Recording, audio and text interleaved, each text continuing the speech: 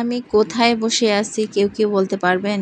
আমি বলতেছি, এটা হচ্ছে পাটগ্রাম উপজেলার অডিটোরিয়ামে। আমরা এখানে রঞ্জু ভাইয়ের জন্য অপেক্ষা করতেছি।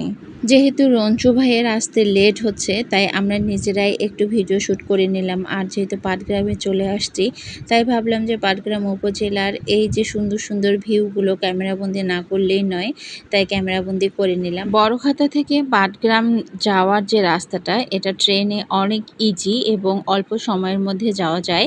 তাই আমরা চেষ্টা করছি ট্রেনে যাওয়ার জন্য, কিন্তু আমি ট্রেনের সময়টা জানি না বলেই অনেক বেশি কষ্ট করতে হয়েছে। কারণ আমরা সকাল ৯টায় এসে এখানে বসেছিলাম, কিন্তু ট্রেন আসছে প্রায় 10:30টার কাছাকাছি। বড়খাতা রেলওয়ে স্টেশন এসে আয়ান বাদাম খাবে, তাই ওকেই আমি নিজে পাঠাই দিলাম যে তুমি নিয়ে আসো। ও বাদাম নিয়ে আসলো। আর কথা বলতে বলতে আমরা সোজা পাটগ্রাম চলেও আসলাম ট্রেনে করে। পাটগ্রাম চলে আসার পর দেখতেছি এখানকার রাস্তা এত নিচু, হালকা একটু বৃষ্টিতেই এতটা পানি হয়েছে। তবে হালকা বৃষ্টি না, আজকে মুষলধারের বৃষ্টি ছিল, কিন্তু বড়খাতায় কোনো বৃষ্টি ছিল না।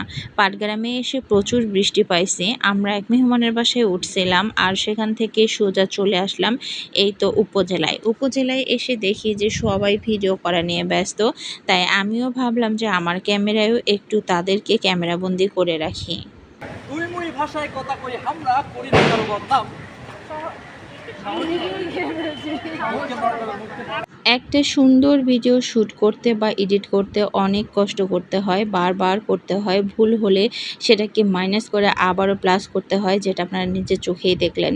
তো যাই হোক, আমরা অডিটোরিয়ামের ভিতরে ঢুকে পড়লাম। আর এখানে ঢুকেই দেখতে পাচ্ছি যে সব কিছু সাজানো গোছানো। যেহেতু রঞ্জু ভাই এখনও আসেনি, সেহেতু অডিটোরিয়ামটা ফাঁকা। তবে মাইকের মধ্যে অ্যানাউন্সমেন্ট করা হচ্ছে যারা বাইরে ঘোরাঘুরি করতেছে তাদেরকে ভিতরে আসতে বলা হচ্ছে।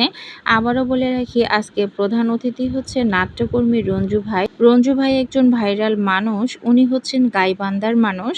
উনি সাধারণত হানিফ সংকেতকে অনুসরণ করে তার ভিডিওগুলো তৈরি করা, সেই সাথে গ্রামীণ অঞ্চলে যে গীতগুলো আছে সেই গীতগুলো গেয়েই কিন্তু তিনি মোটামুটি ভাইরাল। আমাদের প্ল্যান ছিল আমরা রঞ্জু ভাইকে নিয়ে সবাই একসাথে বসে খাবো, কিন্তু ওনার আসতে একেবারেই লেট হচ্ছিল বলে উনি আমাদেরকে ফোন করে জানিয়ে দেয় যে আপনারা সবাই খাওয়ার পর্বটা সেরে নেন, আমার আসতে একটু লেট হবে। তো এই কারণে আমরা সবাই মিলে খেতে বসছি। যাই হোক, খাওয়া দাওয়া আমাদের শেষ। আমরা সবাই মিলে খাওয়া দাওয়ার অনুষ্ঠানটা শেষ করে ফেললাম। আর এরই মধ্যে চলে আসলো রঞ্জু ভাই আসাতে আমরা সবাই অনেক খুশি। উনি অনেক ইম্পর্টেন্ট জিনিস আমাদেরকে বলেছেন।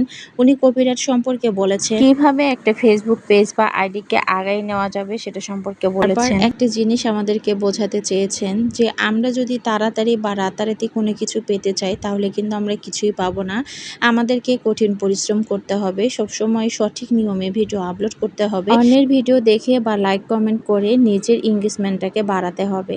তো যাই হোক, আমি আর কথা বাড়াবো না, আপনারা নিজেরাই রঞ্জু ভাই কি বলে সেটা একটু শুনে নেবেন। আর এই রঞ্জু ভাইয়ের কথা শোনার মাধ্যমে আমি আমার ভিডিওটা শেষ করব। সর্বশেষে আর একটা কথা না বললেই নয়, যারা ভিডিওটা দেখবেন অবশ্যই একটা লাইক কমেন্ট শেয়ার দিয়ে পাশে থাকবেন। কারণ আপনাদের জন্যই আমরা যারা দর্শককে দেখানোর জন্য আমরা কিন্তু কঠিন পরিশ্রম করি। একটা ভিডিও তৈরি করতে অনেক কষ্ট লাগে, অনেক কিছু করার পরে কিন্তু একটা সম্পূর্ণ ভিডিও তৈরি হয়। তো যাই হোক, ভালো থাকবেন। আল্লাহ হাফেজ, আসসালামু আলাইকুম। যত ভালো কথা হবে, যত সং ভালো আসবে, তত আপনার ভিউ এঙ্গেজমেন্ট বাড়বে। তো আসলে অনেকেই বলে যে ভাই আমার লাল দাগ করছে, এঙ্গেজমেন্ট বাড়ে না, ফলোয়ার বাড়ে না। আসলে এগুলো কিছুই না, উইকলি চ্যানেল, এগুলো ফেসবুকে কিছু না। যে ভাই আমি ফেসবুকে খুলে দিচ্ছি, একটু দেখেন তো এটা কি সেটিং মেটিং কোনো সমস্যা আছে? এগুলো সেটিং মেটিং কিচ্ছু নাই, ফেসবুকের কোনো ডাক্তার নাই। ফেসবুকের ডাক্তার হচ্ছে নিজে ভালো কাজ করবেন, কোয়ালিটিফুল ভিডিও বানাবেন, ফলোয়ারও বাড়বে, সব কিছু বাড়বে। সবসময় মানুষকে কিছু শেখানোর জন্য চেষ্টা করবেন। যদি আপনি ফানি ভিডিও করেন, ফানি আকারেই করবেন। যদি আপনি উদ্দেশ্যমূলক ভিডিও বানান, উদ্দেশ্যমূলক